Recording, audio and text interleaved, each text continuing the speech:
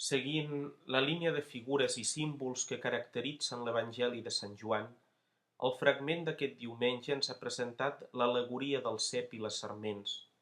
El Crist és el cep veritable, nosaltres som les sarments i el Pare és el vinyater, que vol que produïm molt de fruit. És lògic que així sigui, un vinyater planta la vinya i la conrea perquè produeixi fruit abundant. Si nosaltres muntem una empresa, voldrem que rendeixi. Jesús insisteix: «Soc jo qui us he escollit a vosaltres i us he confiat la missió d'anar per tot arreu i donar fruit».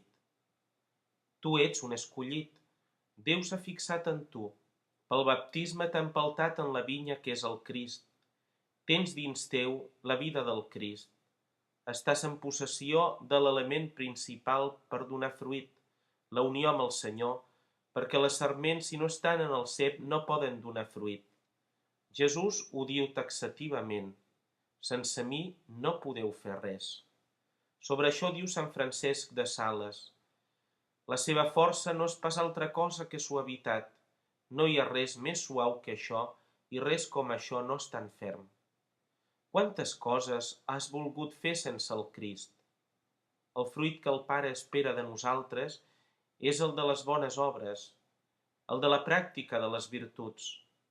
Quina és la unió amb el Crist que ens fa capaços de donar aquest fruit? La fe i la caritat, és a dir, romandre en gràcia de Déu. Quan vius en gràcia, tots els actes de virtut són fruits agradables al Pare. Són accions que Jesucrist fa a través teu. Són obres del Crist que donen glòria al Pare i es converteixen en cel per a tu. Què n'és de bo viure sempre en gràcia de Déu. Si algú se separa de mi, és llançat fora i s'asseca. Les sarments, un cop seques, les recullen i les tiren al foc i cremen. És una clara al·lusió a l'infern.